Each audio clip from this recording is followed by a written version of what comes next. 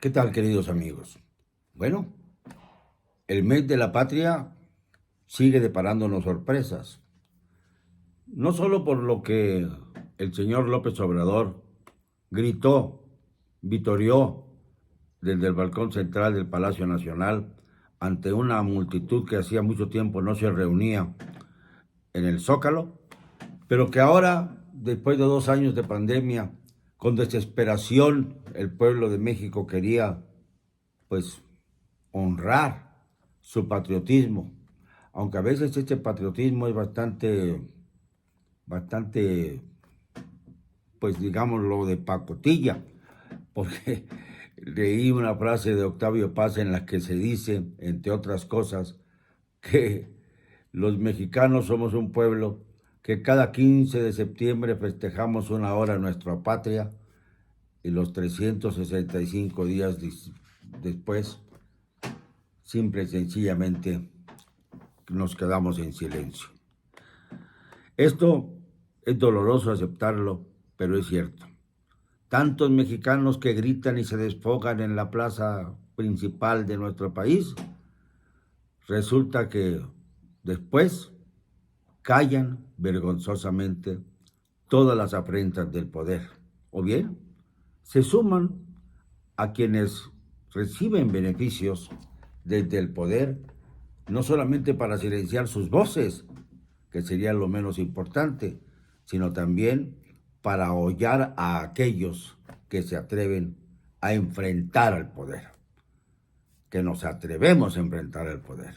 Sí, ya es hora de que nos tengan respeto, porque no es fácil el papel de contrapeso que nos hemos impuesto los críticos independientes. No es sencillo afrontar la rudeza del poder, las amenazas, las acechanzas, el tener que portar un aparatito que se llama el mecanismo de protección a los periodistas, que no sirve francamente para mucho. Y sin embargo siguen asesinando a los periodistas. Pero eso no es relevante para el presidente López Obrador. Lo relevante es que haya un grupito que le diga presidente, presidente, presidente, casi con eufórico temor a no ser motivo de beneficios por parte de la 4T. Pero bien, el presidente se puso galante, a paso cansado, cansino diría yo. Llegó al balcón de Palacio. Por cierto, tenía la banda presidencial, pero no le quedaba muy bien, que digamos, porque había demasiada tela de por medio y se le notaba pues saliendo por el saco del pantalón hasta media pierna. No sabe utilizar la banda presidencial, pero esto es secundario. El caso es que se puso a gritar. Y aparte de que situó a Morelos en quinto lugar, cuando era costumbre que después de vitorear a Hidalgo siguiera Morelos, ahora no, ahora lo dejó relegado al quinto lugar. Yo no sé si se le fue de la cabeza y después rectificó y se acordó de que faltaba uno de los principales próceres de nuestra insurgencia. Pero después comenzaron los muera. Nunca había ocurrido esto en un grito presidencial. Que comenzaran los muera. Muera la corrupción.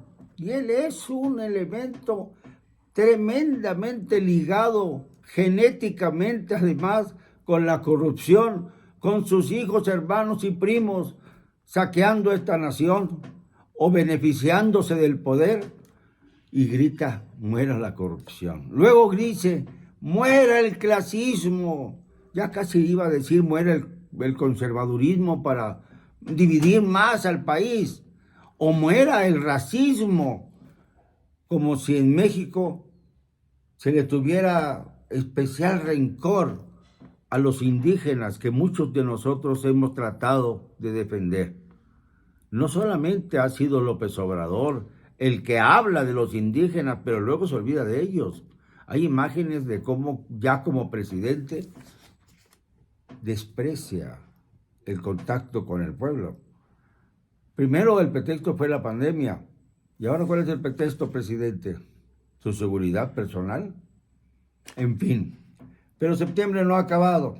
Y digo que no ha acabado porque resulta que hay en la mesa de análisis 3 posibles salidas que se manejan ya para el señor López Obrador y que el propio López IV ha tratado de introducir a todo este enjambre de politiquería que se está viviendo en la actualidad. ¿Qué va a hacer López Obrador? Ya llegó a una situación en la que, enfermo como está, ya se pregunta uno si de verdad va a acabar su sexenio o no. Pues bien, de acuerdo a las expectativas hay 3 posibilidades. La primera, que ha corrido como un rumor, como reguero de pólvora, es el que piensa retirarse de la presidencia en octubre de 2023, es decir, dentro de un poquito más de un año. ¿Con qué objeto? Aparte de dejarle la posibilidad a su casi hermano, Adán Augusto López Hernández, que pueda aportar la banda presidencial poco más de un año, pues sería para que el presidente López Obrador, en uso de la popularidad que le adjudican las encuestas, volviera a hacer campaña política, que es lo que mejor sabe hacer, con tal de garantizar que la Cuarta Transformación triunfe en las elecciones de julio de 2024.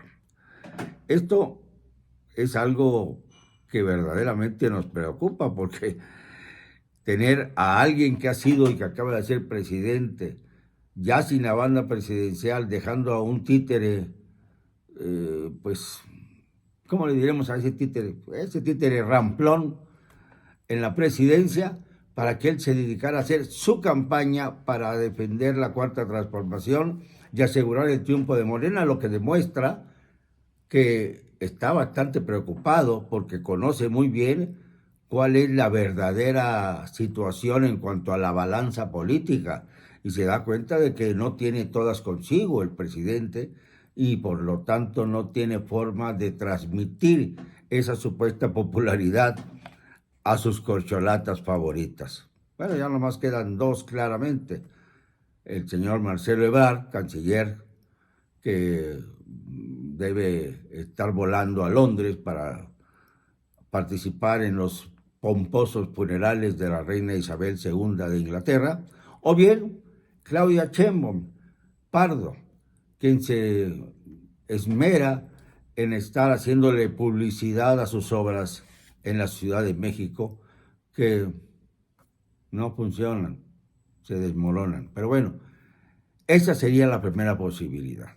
La segunda, que también comienza a extenderse con mucha fuerza, es la pretensión de, muy bien, me quedo hasta el 1 de octubre de 2024, no más, pero eso sí, me fortalezco a través del Ejército, la Guardia Nacional, de tal manera de que se pueda imponer un maximato descarado, que es como una prolongación de la dictadura, desde el momento mismo en que deje la presidencia a un títere, otra vez el títere, y él gobierne desde su tranquila heredad de la chingada, así se llama. La vulgaridad es clara. Esto no es muy lejana, esta posibilidad muy lejana de la realidad, al contrario. El maximato ha existido en México. El primer maximato se fundó con Plutarco Elías Calles y obligó a renunciar a un presidente que se cansó de sentirse menospreciado o desdeñado por la población porque nadie le hacía caso. Pascual Ortiz Rubio, el nopalitos le decían al pobre, porque era como los nopales, demasiado baboso. Pues así, y no era baboso, hizo cosas muy importantes. Durante su gobierno, por ejemplo, se implementó la doctrina Estrada, que ha sido, hasta ahora, a pesar de lo que lo ha mancillado, la columna vertebral de la política exterior mexicana, gracias a un destacado legislador, Gerardo Estrada, que fue el que la propuso, y gracias a él tenemos dignidad en el ámbito diplomático mundial. Pero el maximato siempre ha causado verdaderas tragedias en nuestro país por el choque frontal entre el presidencialismo que nos legó Lázaro Cárdenas y el maximato, que es lo que ofreció calles a la nación. Y la tercera opción, la más truculenta, es la que ya encabezó alguna vez Luis Echeverría en 1975, desde su último año de gobierno.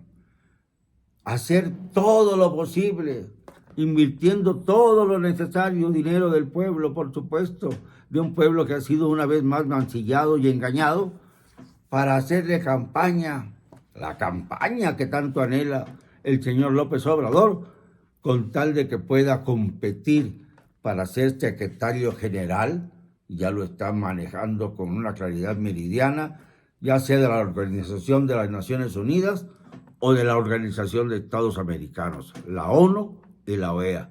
Por eso habla con tanta frecuencia de la necesidad de reformar a la ONU y la OEA. ¿Y cómo la va a reformar si todavía no tiene ningún consenso?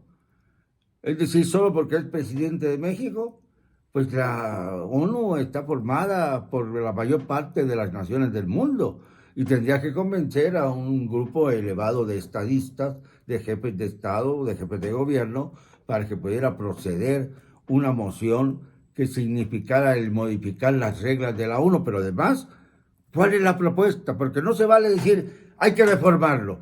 ¿En qué hay que reformarlo? ¿Qué es lo que debe cambiar?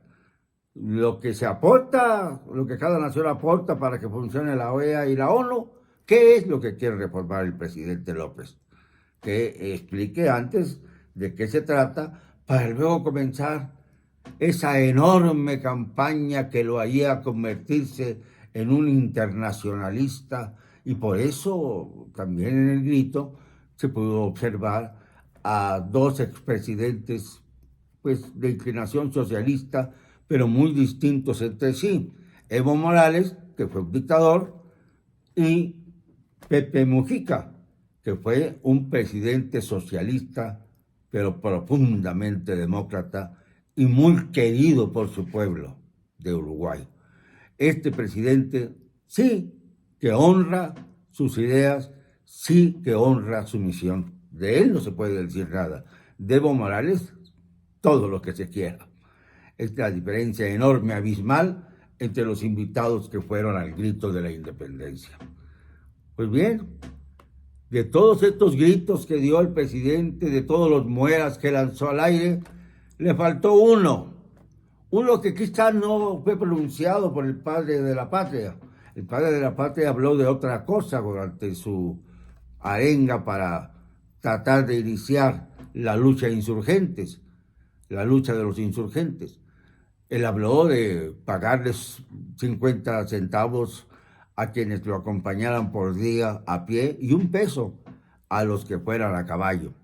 Esto ya se ha dilucidado en los últimos días y ha sido muy claro. El primer grito que se celebró en Huichapan, Hidalgo, y que fue encabezado por Ignacio López Rayón y Andrés Quintana Roo, ahí es donde surgió verdaderamente lo que ahora se aporta como parte del grito de la independencia. Uno de los elementos fundamentales era un muera. No los mueras ridículos que lanzó el señor López Obrador para enconar más la situación y además ser hipócrita cuando dice muera la corrupción, cuando él es el que la alienta, la protege y la tutela. No, aquí faltó el grito más importante de todos. ¡Muera el mal gobierno! Que fue lo que dijeron Ignacio López Rayón y Andrés Quintana Roo, precisamente para volver a que brotara el patriotismo necesario para acabar con la terrible colonia de 3 siglos. Allí empezó a vibrar verdaderamente el corazón de México. Lo que haya dicho el padre Hidalgo en su momento no necesariamente refleja lo que ocurrió en los años posteriores. El padre de la patria estuvo apenas un poco más de un año al frente del movimiento insurgente. Fue atrapado y fue fusilado en Chihuahua. Ahí donde se encuentra el Palacio de Gobierno de Chihuahua está el altar de la patria. en donde fue fusilado el prócer. Pero tenemos que hablar, naturalmente, de que a través de los años se consolidó la idea de que se rindiera el grito el 15 de septiembre, no porque fuera cumpleaños de Porfirio Díaz, esto es una estupidez, sino sencillamente porque así se instituyó. Y no quiero hablar de quién fue el que hizo de esta ceremonia un evento festivo, porque ese señor debe ser borrado de la historia. Ni siquiera lo nombro. Lo importante verdaderamente es que faltó un muera, presidente López Obrador.